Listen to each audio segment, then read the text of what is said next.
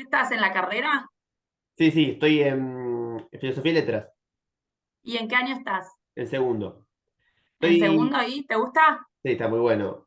Tengo a Letieri de Teóricos en Argentina 2. Claro, ¿qué era Argentina 2, Letieri? Claro, Buenísimo, buenísimo. ¿Y estás contento? sí, sí, sí, es aparte un personaje. Un personaje. Yo no lo tuve, yo cursé en Rosario, la verdad es que nunca Ah, lo tuve como profesor. pero Eh, lo conocés, sí. sí, sí, sí, lo conozco, por supuesto, pero digo, no lo conozco en persona, más allá de haberlo leído, no lo tengo ni de vista. Eh, pero Bueno, bueno, porque soy rosarina, mis profesores son todos de la Universidad de Rosario. como Charlie García. Como Fito Páez diría. Ah, ¿Fito también es rosarino? ¿Fito? Sí. Recontra Rosarino. Mira, como Novarecio también. No, Varecio Rosarino también, efectivamente. Bueno, ahí empezamos con no te distraigo más. Bueno, ¿cómo fue que decidiste hacer el libro sobre Cristina y la historia? Bueno, cuando yo estaba cursando la carrera, como vos, de historia, yo cursé la carrera entre el 2006 y el 2011, 12, justo en el momento del Bicentenario en Argentina, ¿no? Y justo también durante la presidencia de Cristina, la primera presidencia y parte de la segunda. Y lo que me daba cuenta es que, bueno, había una presidenta que hablaba mucho de historia y que creaba nuevos museos. Era una época donde la historia se escenificaba permanentemente. Y entonces lo que me parecía o me llamaba la atención mientras estudiaba la carrera era, bueno, ¿qué usos se le daba a la historia en el espacio público? Y justo en el último año de la carrera cursé una materia que es historiografía, corrientes historiográficas, que se cursaba con, en ese momento, Alejandro Cataruza, era el titular de la materia, Por y favor. Alejandro Ujanian era el adjunto. Eh, y bueno, esos son temas que los usos políticos de la historia son temas que los dos Alejandros trabajan y ponen permanentemente en discusión en la materia y en las clases. Entonces me fui acercando al tema de debate y a la cuestión de la memoria y de los usos del pasado por eso, ¿no? Por ese lado, por el lado de escucharlo a los Alejandros hablar sobre cómo en distintos momentos de la historia se usaba el pasado, ¿no? Alejandro Ujanian, por ejemplo, ha estudiado cómo se usó el pasado luego de la caída de Rosas. Alejandro Cataruza lo ha hecho para varios momentos de la primera y la segunda mitad del siglo XX, como también ha estudiado el revisionismo histórico. Entonces, todo eso me fue acercando al tema en sí. Y finalmente me presenté a CONICET con un proyecto que lo que buscaba era comparar los usos de la historia en el kirchnerismo, en Cristina Kirchner en realidad, y en Felipe Calderón en México. Porque la idea era comparar dos presidentes que hacían un uso político del pasado en contextos de bicentenarios, pero ideológicamente muy distintos, ¿no? Entonces, ¿cómo era un uso político del pasado de un gobierno populista o de izquierda y cómo era el uso político del pasado de un gobierno liberal conservador, ¿no? Entonces, ese fue mi proyecto de tesis de doctorado para CONICET. Eh, eh, y después de mucho tiempo, cuando terminé la tesis de doctorado, la defendí. Eh, bueno, finalmente decidí escribir el libro por cuestiones de mercado o editoriales. El libro tuvo que ser solo sobre Argentina y no sobre la parte mexicana. La parte mexicana lamentablemente me quedó afuera de juego. Eh, pero bueno, más allá de eso, ese fue el motivo o el origen del libro, ¿no? Es un origen bastante antiguo en el sentido de que empecé a trabajar esto en el 2012-2013 y estamos al 2023, ¿no? El libro se publicó en el 2022, pero se publicó 10 años después de que yo empecé a investigar sobre el tema. Yo lo leí el libro, me gustó mucho. Gracias, gracias, qué amable. Una cuestión sobre eso. Dale. Eh, Vaya que estamos. El kirchnerismo siempre se lo ha acusado de hacer una especie de revisionismo, sobre todo Cristina, a veces un tanto villiquinesco, un tanto así cartón piedra. Cristina, sobre todo en sus discursos, una historia, digamos, que por ahí de héroes y villanos, o por ahí en ese sentido. ¿O pensás que tu opinión es que por ahí no se vincularon con el revisionismo de una manera más seria, una manera, si quiere, más intentando dar una explicación de la historia como se daba en los 50, 60, como daban Abelardo, Pepe Rosa, sino como que se quedaron más con la imagen y con el cartón piedra que otra cosa los Kirchner, porque, digamos, Piña, que de alguna manera tuvo su protagonismo ante el kirchnerismo, tampoco fue excesivamente revisionista, digamos. Uno mira algo que han hecho y al final Roca lo queremos más que Rosas. Yo creo que en los 60, 70, Cristina debió haber leído a muchos de los revisionistas de ese contexto, eh, pero creo que un presidente no necesariamente se propone recuperar digo, de manera profesional o profunda o compleja con todos los matices que historiadores han escrito sobre la historia, ¿no? Yo creo que lo que recupera es una matriz de pensamiento, una forma de entender el pasado, ¿no? Una división de ese pasado entre buenos y malos, la idea de que existe una historia falsificada y que esa historia falsificada es una historia liberal, y la idea de que hay una nueva historia, que es una verdadera historia, que es la historia revisionista, recupera el panteón de héroes del revisionismo histórico. Entonces, yo creo que ningún presidente necesariamente recupera a la historiografía de manera profunda o compleja, como vos decís, sino que, por supuesto, lo que se transmite de esas visiones del pasado van de la mano con llegar a un público amplio, van de la mano con un contexto político del presente. Entonces, lo que ella va recuperando del revisionismo histórico está muy relacionado con los conflictos que ella vive en el presente, en cada uno de esos presentes, ¿no? Digo, con el conflicto con el campo en el 2008, con el conflicto con los medios de comunicación, con el conflicto con la justicia. Entonces, a mí lo que me parece es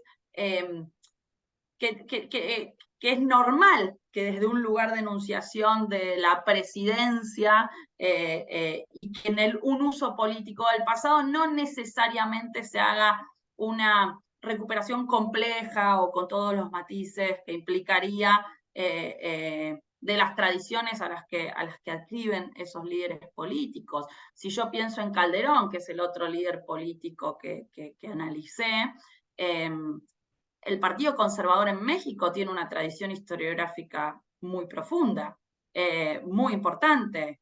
¿Qué recupera Calderón de eso? Muy poco porque no quiere dar la disputa por el pasado con el PRI, muy poco porque, bueno, capaz no conocen su profundidad a todos esos historiadores conservadores de la historia de México que daban una versión de la historia muy distinta al PRI, pero también porque no les convenía recuperar en su completitud o en su complejidad los matices que esa historiografía conservadora había formulado, ¿no? Entonces, yo creo que eso está relacionado con el ¿para qué son utilizadas esas representaciones del pasado en los presidentes? Y esas representaciones del pasado en los presidentes no están pensadas como los puede pensar la historiografía, ¿no? Pero a lo que me refería era que, por ejemplo, Perón, en su primer gobierno había sido revisionista, en sus primeros gobiernos, pero en los 70, por ejemplo, él le da a los revisionistas un papel importante en puestos de gobierno. A Abelardo Ramos lo pone en Eudeva, a varios los pone como profesores en filosofía y letras, les da un protagonismo político como muy, muy marcado. El Bueno, kirchnerismo nunca se metió, digamos, en la academia y así, digamos, siempre Cristina fue. creó el Instituto de Revisionismo Histórico Dorrego. O sea, les dio un lugar institucional. Creó un instituto de revisionismo histórico. Eso me parece que es importante. Digo, la mayoría de los revisionistas participaron de la creación de ese instituto y agradecieron y tuvieron lugares importantes. Araceli Bellota fue directora del Museo Histórico Nacional. O sea, Chumbita, Pacho, bueno. Pacho O'Donnell tuvo un rol importante y Felipe Piña, diferentes revisionistas, en el guión del Museo del Bicentenario, lo que hoy es el Museo de la Casa Rosada. Entonces, yo creo que sí tuvieron un lugar institucional. No sé si es el lugar institucional que ellos esperaban, pero sí me parece que que fueron recuperados. Al mismo tiempo, no fueron recuperados en todos los espacios que uno puede encontrar. Si uno mira, no sé, el Ministerio de Educación, y pienso en Canal Encuentro, en Pacapaca, si bien yo trabajo en la presidencia en mi libro, si uno mira Canal Encuentro en Pacapaca, bueno, ahí tenés más heterogeneidad, ahí no tenés al revisionismo histórico, al neorrevisionismo, ¿no? A los actuales neorrevisionistas ocupando puestos importantes. Tenés algo heterogéneo, si uno mira Paca Paca, tenés capítulos que recontra discuten con el revisionismo histórico, ¿no? Digo, los capítulos de Paca Paca que refieren, por ejemplo, a la Revolución de Mayo Bueno, pero el que está detrás del guión de la Revolución de Mayo es Di Meglio es moderno. por eso estoy diciendo, tenés en otros ámbitos, ¿bien? Algo mucho más heterogéneo.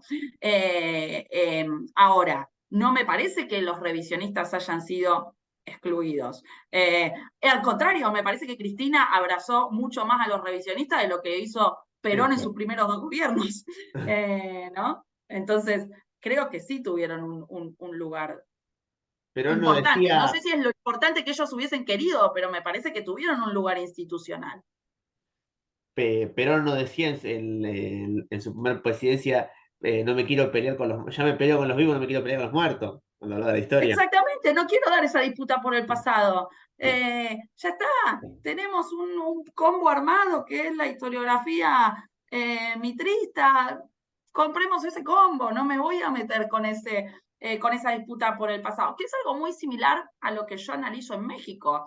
En México asume un presidente liberal conservador, que es Calderón, en un contexto de transición, ¿no? Después o sea, vino Vicente Fox y Felipe Calderón del PAN, pero antes hubo 70 años de gobierno del PRI, donde hubo un uso del pasado muy intenso, porque el PRI se legitimaba con la idea de que eran herederos de la Revolución Mexicana y haciendo un uso del pasado, y todos esperaban que cuando asumiera el PAN discutiera esa visión del PRI. ¿Qué hace Felipe Calderón? No voy a abrir esa disputa, porque necesito arreglar con el PRI otras cosas, pasar leyes. Entonces, abrir la disputa por el pasado en algunos momentos históricos o en algunos contextos políticos, para algunos presidentes no es estratégicamente inteligente, podríamos decir.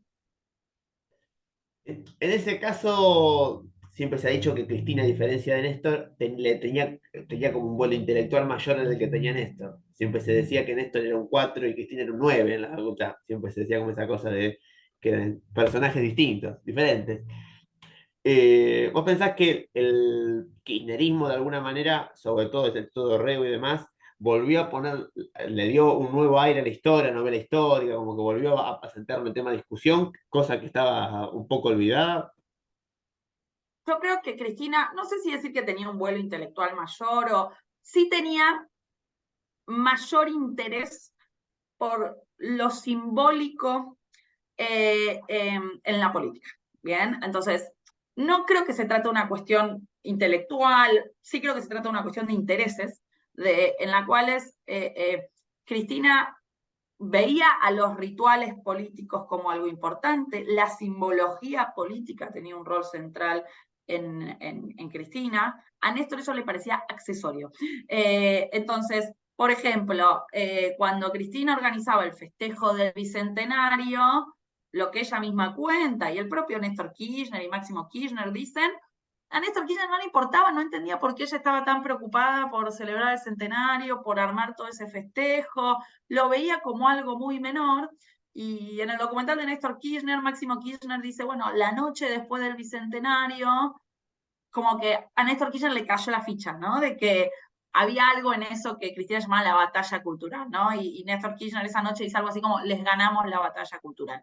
Este es solo un ejemplo para decir, en Cristina había un interés muy, muy importante en no solo la representación del pasado, sino los símbolos que se movilizan a la hora de hacer política. Hacer política no es solamente negociar, hacer política no es solo construcción territorial, hacer política es también Poesía.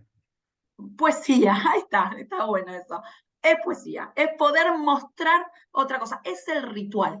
Bien, entonces yo marcaría primero una diferencia en ese sentido, el lugar que la simbología o los símbolos tienen en la política y las fiestas colectivas. Pero además, en Cristina había un interés por la historia que iba más allá de la historia reciente, ¿no? Cuando Néstor Kirchner usaba el pasado o hablaba de historia, por lo general se refería al periodo que iba de los 70 hasta Néstor, a veces hablaba de Perón, ¿no? Esto lo ha trabajado Ana Soledad Montero en un libro sobre los usos del pasado en Néstor Kirchner, pero ahí era hasta ahí, ¿bien? Digo, no había un despliegue o un intento de tener una visión histórica de los 200 años de historia argentina. En Cristina sí. Cristina decía que ya venía a terminar con 200 años de fracasos y divisiones, y trataba de dar una visión histórica que iba desde la Revolución de Mayo, en algunos casos más atrás, pero desde la Revolución de Mayo hasta el 2010. Bien, entonces había como una especie de ambición más secular en el sentido de siglos, ¿no? De abarcar los 2 siglos de historia argentina y de presentarse a sí misma y dar una autoimagen que diera cuenta, ¿no? De esos 2 siglos de historia argentina, diría, o que se presentara como una refundación en esos 2 siglos de historia argentina. A Néstor Kirchner no le interesaba tanto eso. No creo que porque sea flojo intelectualmente ni nada de eso, sino simplemente porque podía tener otros intereses, ¿no? Era distinto el flaco, como se decía, era otra cosa. Era distinto, incluso las concepciones políticas de Néstor Kirchner, la forma de hacer política y de entender la política era muy distinto. La forma de pensar el agonismo, los antagonismos en la democracia era distinto. Néstor Kirchner polarizaba, pero polarizaba como un medio para negociar. Polarizaba pensando en una negociación. Para Cristina, la polarización y la radicalización del conflicto, los antagonismos, no son solo un medio, son un fin en sí mismo, son una forma de hacer política, son una forma de entender la democracia, son una forma de entender el progreso en la historia. Entonces, hay ahí no solo prácticas, formas de hacer política muy distintas, por más que piensen en políticas públicas similares, sino también concepciones de lo que es la política y la democracia diferentes entre ellos. Digamos que durante la década del 90 Néstor fue un gobernador de buena relación con el gobierno nacional, con el Menemato, que es la verdad, y Sí, Cristina sí, fue una de las unas grandes espadas en la Cámara de Senadores con unos discursos casi literarios. exacto. Ahí se ve ya una diferencia. No sé si leíste el libro de Cristina Kirchner, sinceramente, y cómo ella cuenta cómo ella veía la transversalidad de Néstor Kirchner y que no le gustaba, ¿viste? Como, ¿cómo me vas a poner un radical de vice? Como, y ahí, sinceramente, ella está diciendo todo el tiempo, ¿no? Esto es un armado de Néstor Kirchner, que me metió a este radical. Entonces digo, ahí hay como afinidades políticas o formas de entender la construcción política que son muy distintas y que con el conflicto con el campo a partir del 2008 se ven claramente, digo, para mí y para muchos, no es que yo lo descubrí yo, pero digo, es obvio que la polarización tiene un punto de inflexión en 2008 y que diría que ahí se inicia, bueno, la grieta, o lo que se suele llamar la grieta. Digo, ese es el momento de mayor agonismo o que da inicio a un periodo de grandes antagonismos, ¿no? En la historia, en los últimos años. Digamos que es cuando el kirchnerismo entra en contradicción con las clases dominantes.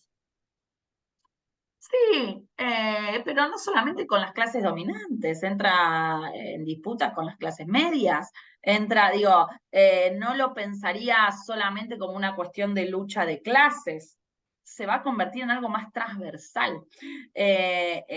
No me parece, digo, va a haber una clase media dividida por este tema, del lado kirchnerista y del lado antikirchnerista. Digo, vas a tener un corte que no es un corte únicamente de clases, ¿bien? Me parece. Incluso hay empresarios que van a seguir aliados con el kirchnerismo, que son empresarios que requieren de una economía más proteccionista, y va a haber sectores agroexportadores que van a estar en la oposición, y dominantes, y sí, Cherniakowski es un empresario, es clase dominante, no estaba en la oposición. Ahí tenemos una división que no es una división únicamente de clase, no es que solo el pueblo estaba con Cristina No, y obviamente, todos pero, los dominantes en contra. No, era mucho más heterogéneo eso, pero digo, la ¿no? primera vez que el kirchnerismo tensa con los sectores de poder, porque hasta el año 2007 los sectores de poder, la sociedad, Ah, ok. inclusive la sociedad rural, tenía Sí, una veña con el kirchnerismo. sí, Eso hay estoy de que decirlo acuerdo, estoy de también. acuerdo, estoy de acuerdo. Clarín era Ahí empiezas oficialista, a tensar con todos los sectores de poder, porque claro. primero es el campo, después Entonces son Clarín, o los grandes medios, y después es el Poder Judicial, ¿no? porque Entonces ahí, la relación con la nación es mala del 2003, porque la nación representa un interés muy puntual en la Argentina. sí, porque hay toda una tradición, ¿no? Obviamente, digo, no es que, pero digo, la tensión fuerte, porque diferencias políticas, conflictos políticos, por supuesto que hubo entre el 2003 y el 2008, no es que no lo sabía. El tema es cómo esos conflictos dan lugar a dos bloques que se empiezan a pensar como irreconciliables y como excluyentes, diría yo. Para mí, como esa es como el punto, ¿no? Medio de quiebre que tenemos ahí. Bueno, en ese sentido, ahí es donde empieza el Instituto Dorrego en 2011, pero también, por ejemplo, los medios oficialistas, porque el kirchnerismo también hace la Sí, jugada donde hay un grupo de medios que se constituye como el armado comunicacional del sí, kirchnerato, ya a digamos. partir del 2008 tenés eso, ¿no? Digo, 678, digo, ya los tenés antes del 2011, pero porque también tenés esa apuesta más clara a lo que Cristina llamaba la batalla cultural. Cristina hacía mucho hincapié, y yo creo que ella está convencida de eso, de que para ganar o para avanzar en el ámbito económico y político hay que ganar la batalla cultural. Yo creo que eso a Kirchner le parecía un poco una pavada, seguro. Digo, esa idea de que primero lo cultural para poder avanzar en lo económico y social. No, Es una Kirchner decía, concepción bueno, no, marxista, al tengo fin que y al controlar el cabo. conurbano, y para controlar el conurbano, qué sé yo, la batalla, como hay una lógica distinta. Y eso que vos decís de los medios y todo eso, está relacionado con esta idea de batalla cultural, que es clave y que, como bien decís, empieza a ser importante a partir de ese momento, ¿no? Cada vez más agonista. Bueno, en ese sentido, por ejemplo, se da la vuelta de obligado. Se pone el feriado el 20 de noviembre. El feriado del 20 de noviembre para mí eso es una apuesta muy, muy importante en términos de lo que yo estudio, ¿no? Digo, por supuesto que no es lo único, pero digo, para lo que yo trabajo, la inclusión de Juan Manuel de Rosas en el Panteón de Héroes es un cambio central para la historia argentina.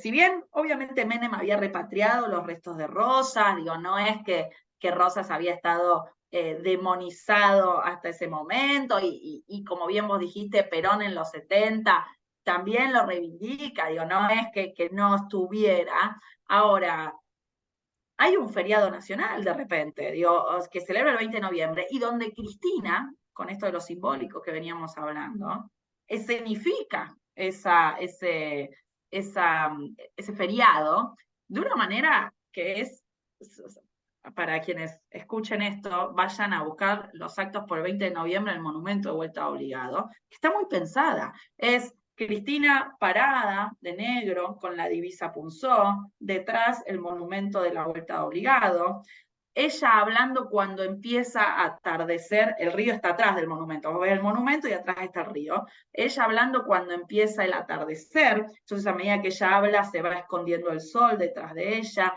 se empiezan a encender las luces del monumento, entonces hay toda una escenificación pensada. Los gauchos federales al costado de ella,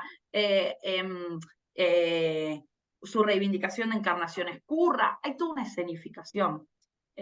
muy, muy importante, que a mí me parece clave, ¿no? Para entender, digo, no es solamente la reivindicación de Rosas, todo eso de cómo reivindicás, cómo lo escenificás, estaba muy pensado, y ahí fue clave Javier Grossman, ¿no? Javier Grossman es quien, a mí me parece un personaje muy importante para entender el kirchnerismo, que es quien pensaba los actos del kirchnerismo desde el 2010, desde el Bicentenario, hasta el 2015 seguro, algún acto posterior también, digo, hasta el 2019 estuvo ahí Grossman pensando los actos, ahora ya no.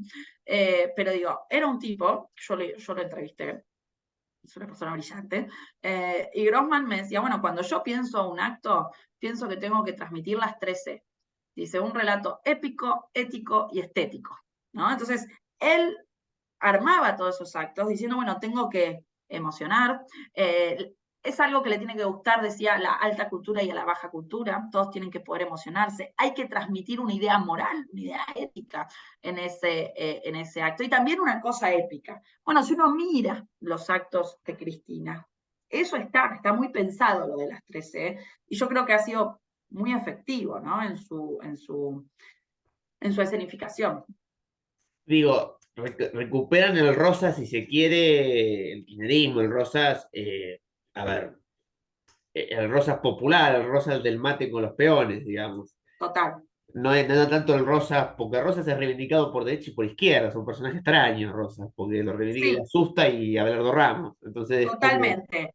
Pero también recupera el Rosas nacionalista, digo, porque recuperar la vuelta obligado sí es el Rosas popular, pero también es el Rosas nacionalista, de enfrentamiento a los ingleses. Entonces, digo, hay una recuperación que está relacionada con eso, pero sí, obviamente, que recupera una visión más cercana a la que Cristina habrá tenido en el contexto de su militancia de juventud, ¿no? uno de los primeros libros de historia que leí, que lo tengo por ahí en mi habitación, es la biografía de Rosa de Pachodone, que leí en el secundario. En el secundario, ¿y eso te hizo tener ganas de estudiar historia? En parte sí, yo sé que mi papá Pacho no lo quiere. Lo tengo por acá. Aquí. Yo no tengo problema con Pacho, he debatido con Pacho en la televisión. Ah, mira, no la leí a la de Pacho Donel, a esa. Este fue uno de los primeros libros de historia que leí. Mirá. Buenísimo.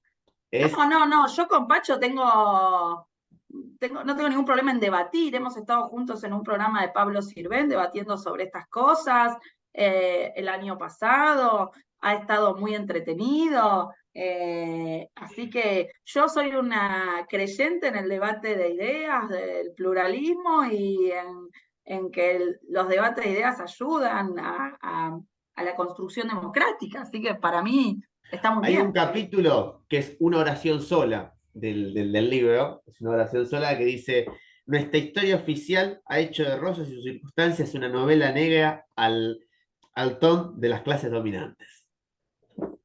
Sí, yo creo que, Te lo recomiendo, ¿eh? no, por supuesto, no, gracias.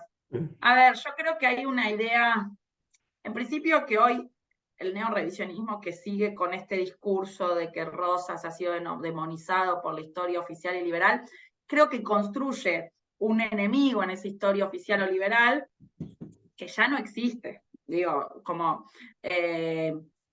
hoy, si uno mira el mundo académico y los trabajos que se han hecho sobre Rosas en el mundo académico, son trabajos complejos, son trabajos donde se ven matices, son trabajos donde Rosas no es demonizado, es decir, son trabajos que se acercan a la comprensión del rosismo. Entonces yo creo que hay como una Bueno, idea un Ferkin poco y vieja, Hellman hicieron ¿no? una buena biografía, Ferkin y Hellman. Que Raúl Ferkin. por supuesto, buenísima, digo, y nadie diría que está demonizado Rosas ahí. Entonces, me parece que hay una idea del revisionismo histórico, del neorevisionismo actual, de seguir construyendo un enemigo, una especie de monobloque de historia oficial o liberal, que es ladrarle a la luna. Digo, es como un muñeco de paja que realmente no existe hoy en la historiografía académica. Bueno, vos cursás en historia en la universidad, debiste haber leído un montón de cosas sobre Rosas muy variadas y que piensan distintos aspectos, ¿no? Del rosismo en términos sociales, económicos, políticos. Sí, igualmente me parece que la discusión que dan los nuevos revisionistas es una discusión más política que histórica en ese sentido, pero también Y hay por que eso decir que construyen un enemigo que no es un enemigo real, porque su debate es un debate político, no están haciendo un debate historiográfico. Entiendo. Solo digo que esa frase de Pacho O'Donnell, yo la veo y digo, bueno, empíricamente, y no funciona eso. pero es la Hoy historia como empíricamente, literatura, cosa que se ha perdido. eso es otro debate que me gusta, en el sentido de que, a ver, yo Soy no creo Roca que de Félix Luna, por ejemplo, para un ejemplo. totalmente, Pero está es un buenísimo. librazo, es un librazo. No, en eso estoy de acuerdo. A ver, hay todo un debate de si la historia es solo literatura. Yo no creo que la historia sea solo literatura. Sí creo que los historiadores tenemos que, así como en la universidad aprendemos un montón de debates historiográficos muy importantes, creo que deberíamos aprender a escribir. Uno tiene que aprender a escribir en formato académico porque lamentablemente las reglas del campo son la escritura académica. Ahora, también está bueno aprender a escribir para llegar, para no aburrir, para atraer, para llegar a un público amplio, para ver cómo haces para transmitir la complejidad de algunos asuntos y al mismo tiempo entretener al lector. Yo creo que eso es importante, creo que algunas personas lo logran muy bien, digo, Buenos Aires en armas de Hilda Sábato. Es un libro que es como sobre la revolución de 1880. Es un libro que es como leer una especie de novela, uy, se están armando el ejército de Roca por acá, y lo va siguiendo y está escrito como si fuera una especie de crónica que tiene cosas muy atractivas. Pienso, no sé, el libro de Pablo Gerchunov, La caída 1955, donde en la introducción hay todo un debate sobre el tema de la literatura que vos traes. Y Pablo Gerchunov ahí hace algo muy jugado, que es, él recrea, inventa, ficcionaliza una entrevista posible a Perón, que no es una entrevista que haya existido, es una entrevista que él imagina, donde hay un periodista que le pregunta a Perón en 1972 cosas relacionadas con el golpe de 1955. Pero es una entrevista ficcionalizada, pero hecha con fuentes. Entonces él, para ver qué responde Perón, retoma diferentes fuentes de la época, que pueden ser desde telegrama que mandaba la embajada norteamericana o la embajada de Norteamérica a Estados Unidos, hasta cartas que escribió Perón, hasta dicho, como digo, es un diálogo ficcionado, interesantísimo, hecho con fuentes, ¿no? Bueno, es muy difícil hacer eso, pero para mí, no digo que todos lo tengan que hacer, digo, es una muy buena forma de transmitir las complejidades de la historia con rigurosidad, sin aburrir, ¿no? Pero digo, dentro del cierto mainstream, a ver, yo sé que esa historiografía liberal ya, incluso los modernos ya la han cuestionado muchísimo, pero digo, también hay Hilda, Luis Alberto, digamos, lo que cierta historia que se llama las universidades privadas todavía tiene cierto tufillo gorila, cierto tufillo, digamos, digo, todavía tienen ciertas marcas de. Tener posiciones políticas tomadas en términos cívicos con el presente y al mismo tiempo tener una aproximación muy rigurosa al pasado. Como, digo, no sé, a mí no sé, digo, para mí lo que Hilda Sábato escribe sobre, no sé, pienso, Repúblicas del Nuevo Mundo, el último libro, digo, no sé en qué sentido le ves un tufillo gorila a una persona que está diciendo, che, acá había repúblicas, había debate político, había elecciones, había ciudadanos en armas. ¿En qué sentido? No, No no, sé por digo, qué. lo que ha escrito La Nación sobre el kirchnerismo o inclusive ciertas visiones sobre Pero el ahí kirchnerismo hay que inaugural separar.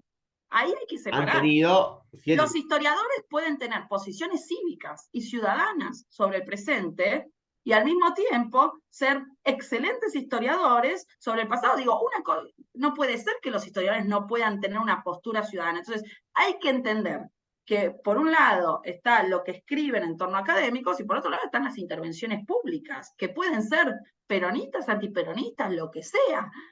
Yo no voy a cuestionar los trabajos de un historiador que públicamente se puede reconocer como peronista y No, para decir que nada. eso lo invalida como historiador. No, no. Sí, sí, ya lo sé, no estoy diciendo eso. No lo haría. Y entonces tampoco me gusta que alguien diga, bueno, Hilda Sábato es antiperonista y no, ¿por qué?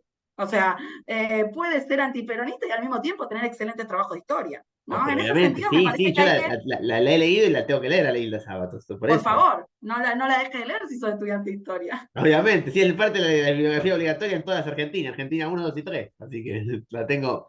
Pero digo, tiene una adhesión a la historiografía liberal. Esa se nota.